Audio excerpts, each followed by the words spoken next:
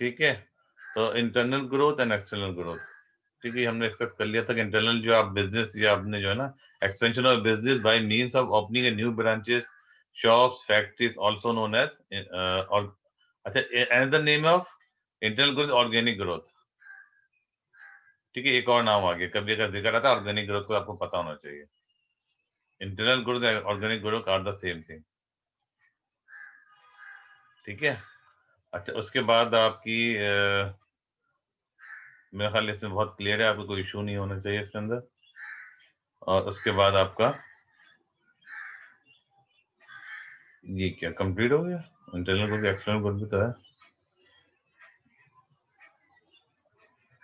Different form of growth, internal growth और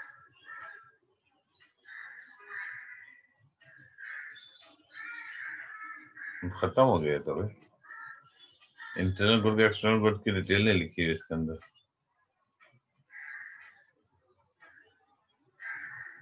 business growth,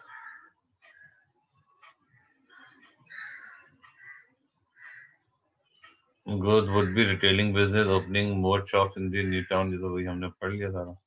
external growth की detail इसमें लिखी हुई नहीं है, I am surprise why it is not there.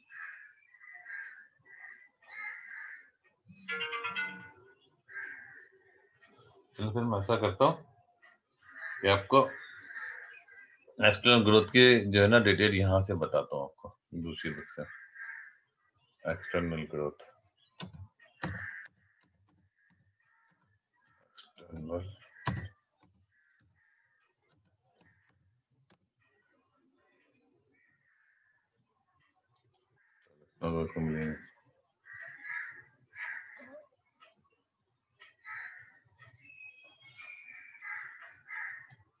जी आपको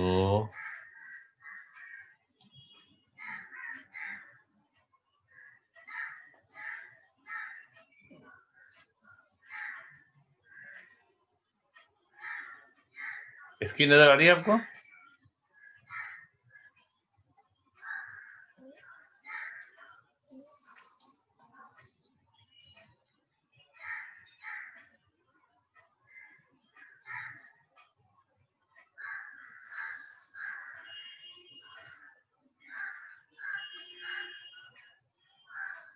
नाइनटीन, ठीक हो गया।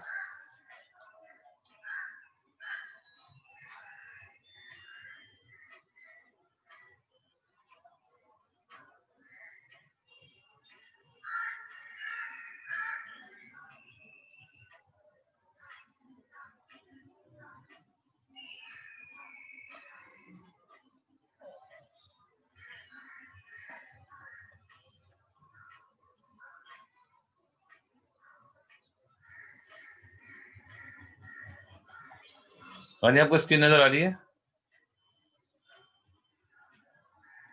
Yes sir. चल, और आपके सॉफ्ट कॉपी भी आपके पास है नहीं है?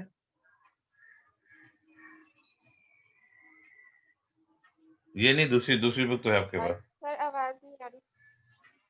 आवाज नहीं आ रही, कमाल है, आपकी आवाज तो मुझे आ रही है मेरी। Cut cut cut. अच्छा, वो वोल्टेज की वजह से आपका ना वोल्टेज कम है ना आपका, कट रही होगी। अच्छा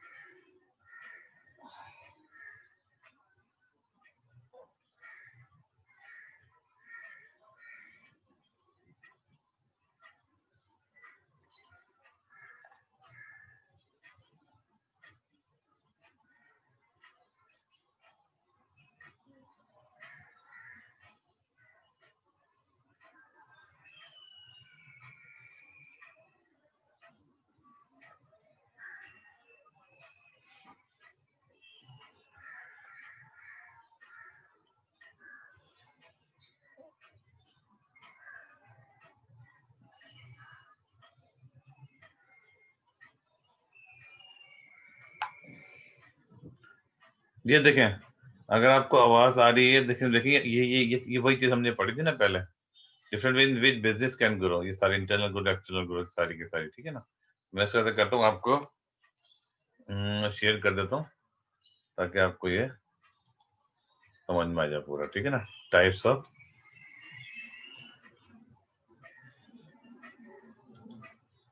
स्नैपशॉट ले लेते हैं ना पूरा, डिफरेंट वेज ऑफ ग्रोथ की पूरी आपकी आ गई, ठीक है। आपकी ये एक्सटर्नल ग्रोथ के वर्टिकल इंटीग्रेशन सारी की सारी पूरी आ गई, ठीक है। फिलहाल मैं आपको इसको शेयर कर देता हूँ, ठीक है। ये आपके पास, इसको बहुत बहुत इजी है, बहुत आराम से इसको रीड कर लीजिएगा, then you will understand it, ठीक है। अगर इशू कोई आया मुझसे पूछ लीजिएगा।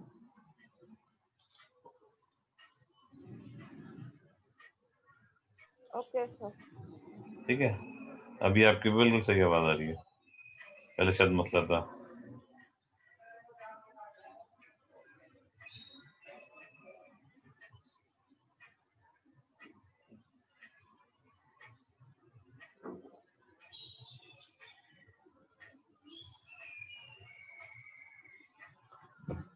अच्छा जी, आपके पास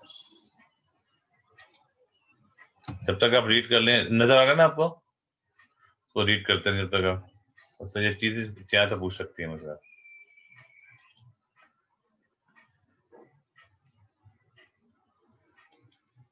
ये मैंने ग्रुप में शेयर कर दिया, ठीक है। ये आपका आ गया,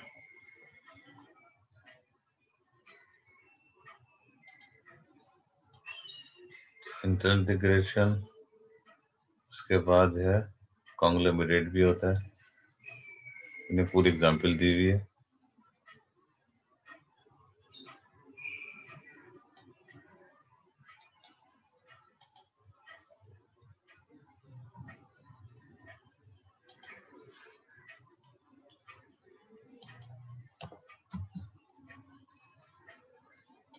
ये हो गई, उसके बाद आपका कॉन्ग्लोमरेट हो गया।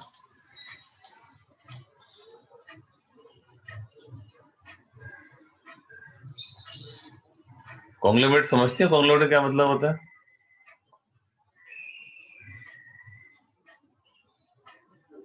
No sir. कॉन्ग्लोमरेट मीन्स होता है डाइवर्सिफिकेशन। इसका मतलब ये हुआ कि मिसाल के तौर पे अगर एक दवाई बनाने वाली कंपनी है और उसने स्कूल खोल लिया, तो ये कॉन्ग्लोमरेट डिफरेंट, आप ना इंडस्ट्री के अंदर अगर जब इंटर होते हैं तो वो कहलाता है कॉन्ग्लोमरेट। जैसे एक जमाने में सिगरेट बनाने वाली कंपनी ने, पाकिस्तान टोबैको कंपनी ने एक डबल रोटी बनानी शुरू कर दी, बिजनेस शुरू कर दिया। तो आप बिल्कुल डिफरेंट इंडस्ट्री और जिसमें चले जाते हैं ना, तो दैट इज कॉल्ड कॉन्ग्लोमरेट या डाइवर्सिफिकेशन, ठीक है। अगर आपको स्क्रीन पे भी नजर आ रहा होगा, the business now has in activity in more than one industry, ठीक है, एक से ज्यादा इंडस्ट्री में चले गए। This means that the business has diversified, ठीक है ना, more activities in more than one industry, ये कहलाता है आपका डाइवर्सिफिकेशन। ये diversified activity as, and this will spread the risk taken by the business. इसका मेन ऑब्जेक्टिव यही होता है कि आप डिफरेंट इंडस्ट्री में जाते हैं, तो अगर आपके पास एक इंडस्ट्री के अंदर कोई अगर वो डाउनफॉल चल रहा है, तो कभी दूसरी इंडस्ट्री के अंदर आपका नहीं होगा, बिल्कुल डिफरेंट इंडस्ट्री है।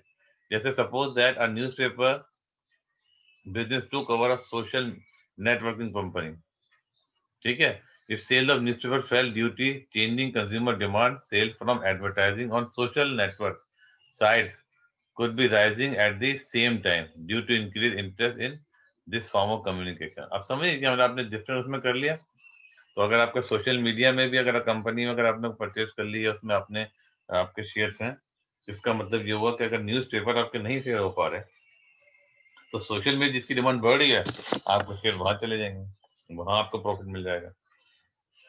या समटाइम क्या होता है कि आपके पास कोई कोई आपके पास इंडस्ट्री है, जैसे आप स्वेटर बनाने की फर्म में भी हैं, और जो है ना साथ साथ जो है ना वो आप जो है ना वो जूस बनाने की कंपनी में, अब जूस वगैरह जो कंपनीज होती है वो बेसिकली क्या होती है, वो गर्मी में काम उनका हो रहा होता है, ठीक है ना। और स्वेटर जो है तो वो आपकी सर्दी में होता है।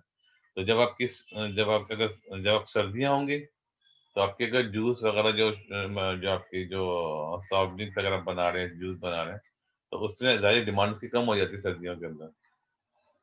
लेकिन क्योंकि स्वेटर अभी भी आप बना रहे हैं तो आपके स्वेटर की डिमांड बढ़ जाएगी, तो आपको वहां से प्रॉफिट मिलना शुरू हो जाएगा।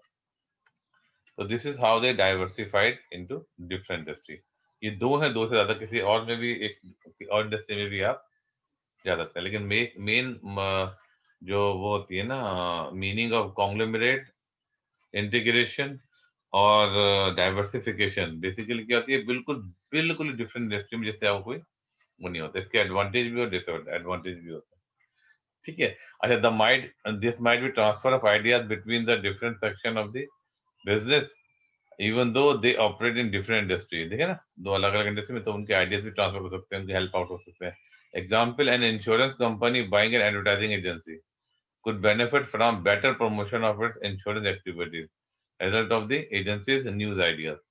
ठीक है ना, वो न्यूज आइडिया उनके पास है, उनके पास इंश्योरेंस कंपनी है, तो इंश्योरेंस कंपनी को फायदा हो सकता है, ठीक है ना। तो ये आपका इसके बेनिफिट है, ठीक है जी। अब हम दोबारा अगर हम अपनी जो है ना ओरिजिनल हम बुक वगैरह पर जाएं जिसमें हम थे, तो इसकी मैं वो भेज दूंगा आपको इंशाल्लाह, अपनी क्या कहते हैं केस स्टडी वगैरह। इसके अलावा कोई मसला हो तो बताइए, कुछ डिफरेंट चीज लग रही है आपको। सिलेबस देखा है आपने?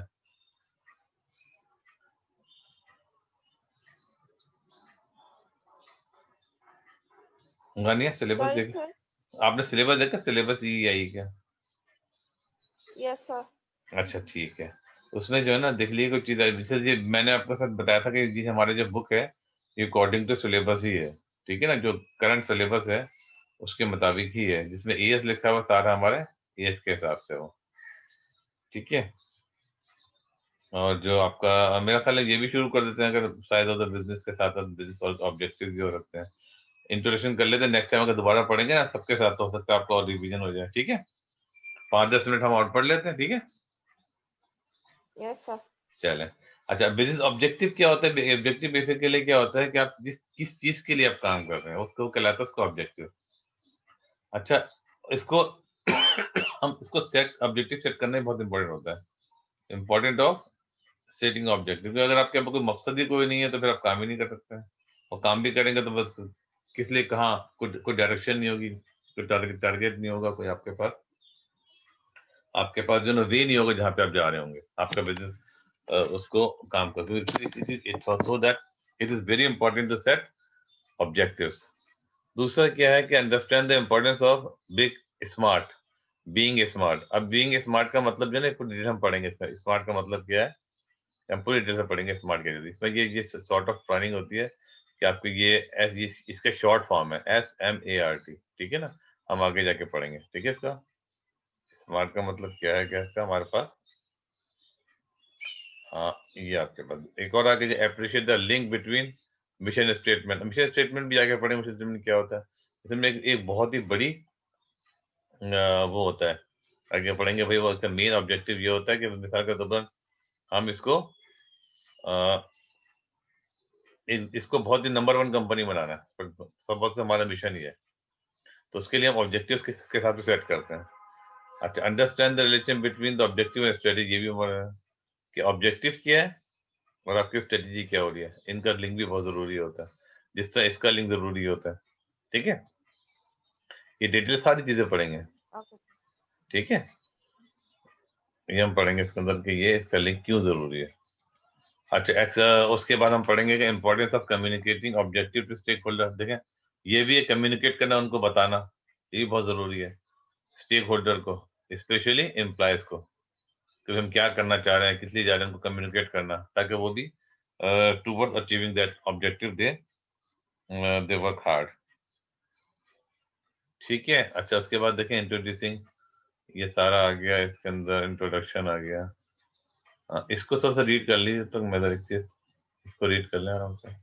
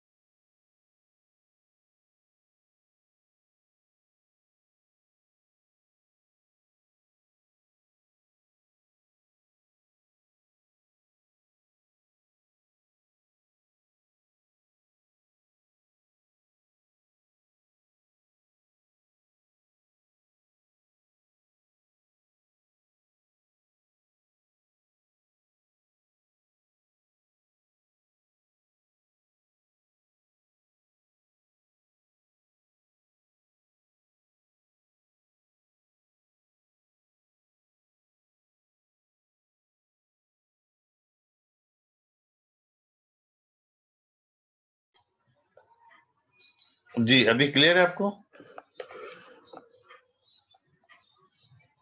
Yes, sir.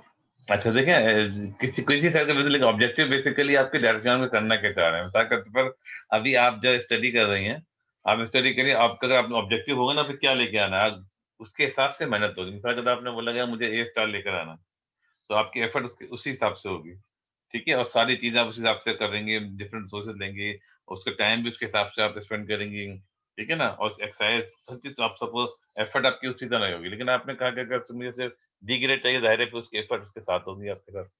अगर आपको डी लेके आना है, सी लेके आना है या फिर बी लेके आना है, आप देखें ना, जिस हिसाब की आपने ऑब्जेक्टिव सेट करके आपको मकसद सेट उसके मुताबिक आपकी सारी एफर्ट्स के मुताबिक कर होगी। आपका टाइम है, आप रिसोर्स सब चीज़ उसके हिसाब से सेट करते हैं। ठीक है, इम्पोर्टेंट ये वाली बात आ गई। ऑलमोस्ट ऑल ये पूरा रीड कर लिया, इसमें कोई मुश्किल चीज़ नहीं है। ठीक है? हम जो मेन चीज़ हम पढ़ते हैं वो क्या है? ये समझने की कोशिश करते हैं कि हायरार्की ऑब्जेक्टिव क्या है? बज़ाहिर तो आपको लग रहा है सारे के सारे ऑब्जेक्टिव हैं, लेकिन ऑब्जेक्टिव हम सारे ये होते हैं, सबसे ऊपर ना एम होता है। एम क्या होता है? अब ये एम के बारे में देखिए, स्मार्ट लिखा हुआ है, the some effective business object usually meet the following smart criteria. ठीक है? ये किसके हैं? ऑब्जेक्टिव का। स्मार्ट क्राइटेरिया कौन सा है? बिज़नेस ऑब्जेक्टिव होते हैं सारे। इफेक्टिव बिज़नेस ऑब्जेक्टिव कौन से होते हैं? किसको हम कहेंगे बिज़नेस ऑब्जेक्टिव? जो कि स्मार्ट हो। स्मार्ट का मतलब क्या हुआ? एस फॉर स्पेसिफिक हो, ठीक है? आप जनरल कोई ना हो, स्पेसिफिक हो। एम फॉर मेजरेबल हो, ठीक है ना? आपने ऐसा टारगेट सेट किया आप कर ही ना सकें, ठीक है? तो ऐसा भी ना हो। स्पेसिफिक का मतलब टू द पॉइंट हो। अच्छा, और आपको बिल्कुल पता हो कि ये क्या कर रहे हैं, ठीक है? क्या हुआ?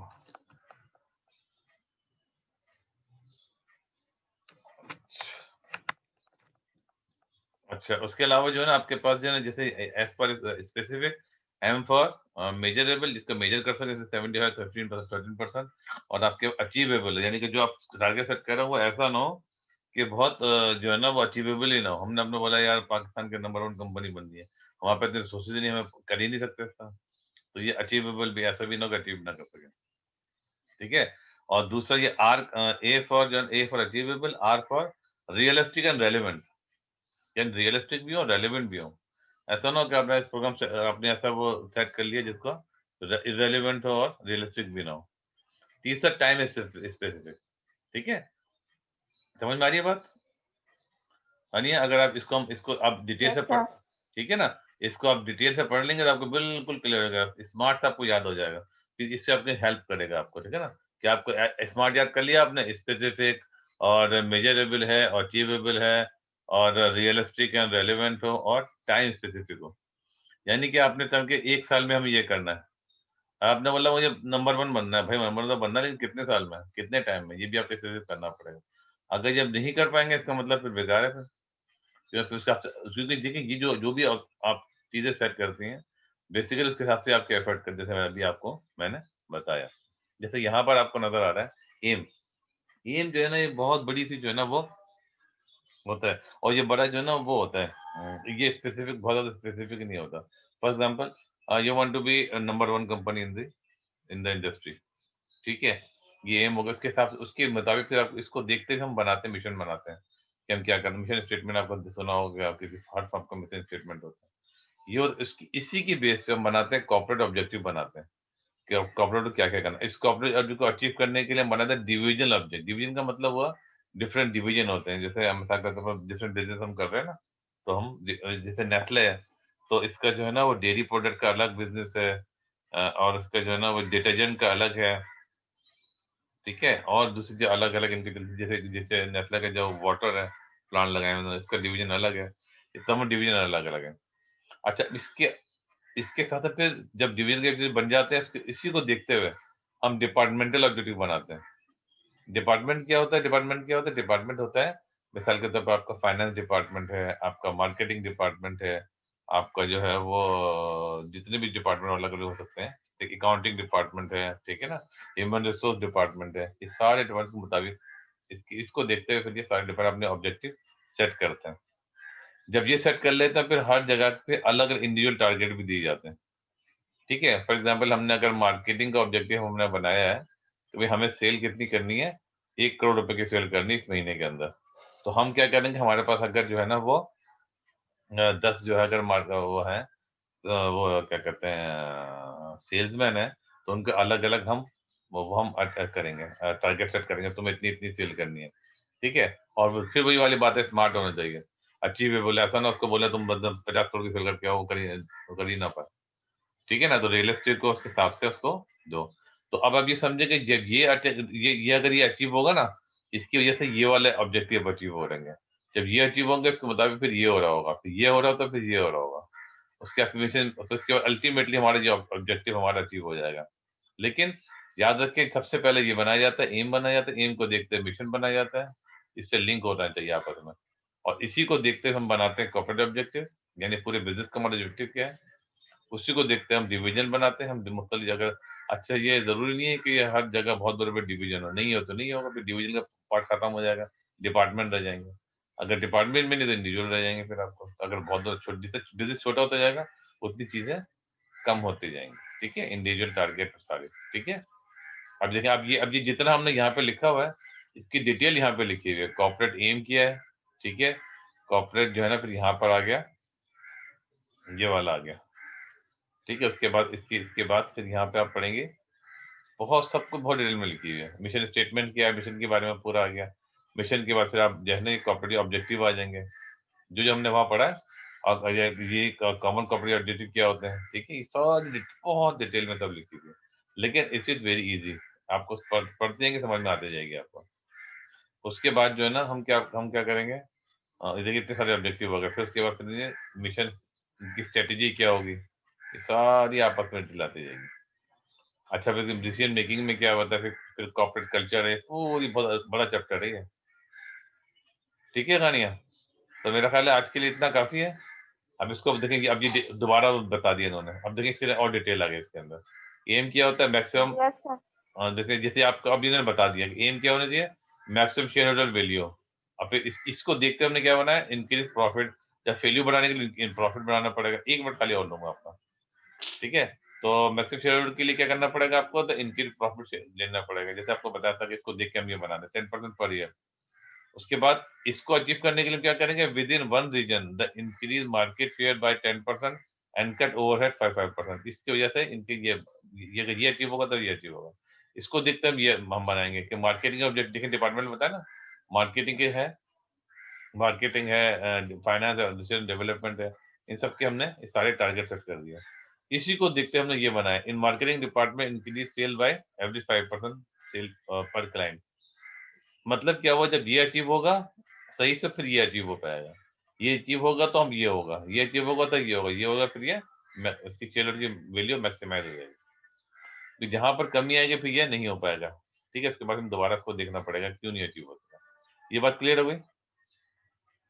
तो अब आप ऐसा Yes, कर sir. दें, ठीक है? अब ये आपने सारी डिटेल पढ़नी है इसको, और आपको सिर्फ जब हमारी नेक्स्ट क्लास होगी, that would be I think, कब होगी आपकी वो? सैटरडे को होगी? Yes, sir. चलो, जब भी होगी हमारी नेक्स्ट क्लास होगी ना, तो देख लीजिएगा। तो वो आपकी जो नेक्स्ट क्लास है बेसिकली उसके अंदर आपको ये जो जो प्रॉब्लम है, जो आपके इश्यू आ रहा है वो आप मुझसे पूछ लेंगे, ठीक है? ताकि हम ये चैप्टर कंप्लीट कर लें। ठीक है जी?